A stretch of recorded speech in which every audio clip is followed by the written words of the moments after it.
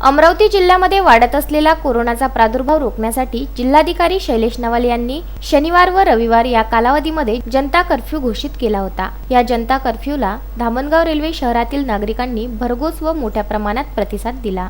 देशात व महाराष्ट्रात वाढत असलेला कोरोनाचा प्रादुर्भाव रोखण्यासाठी तसेच अमरावती जिल्ह्यामध्ये आतापर्यंत 103 कोरोनाबाधित रुग्ण सापडले असून त्याला रोखण्यासाठी अमरावती जिल्ह्याचे कर्तव्यदक्ष जिल्हाधिकारी शैलेश नवाल यांनी संपूर्ण अमरावती जिल्ह्यामध्ये शनिवारी दुपारी 3 वाजल्यापासून तर सोमवारी सकाळी 7 पर्यंत जनता कर्फ्यू लागू केला होता। या आदेशाला शहरातील व ग्रामीण भागातील नागरिकांनी उत्तम प्रकारे प्रतिसाद देऊन स्वयंघोषित जीवनावश्यक वस्तू साहित्य आपली दुकाने बंद ठेवून जनता कर्फ्यूला पाठिंबा दिला।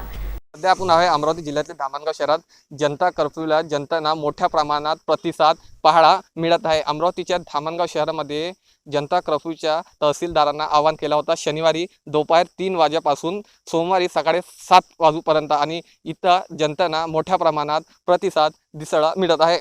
अमरावतीच्या धामणगाववरून कॅमेरा पर्सन रेहान पठाणसह Salman Khan, Vidarbha news, Dhamangaon railway. Salman Khan, Vidarbha news, Dhamangaon railway.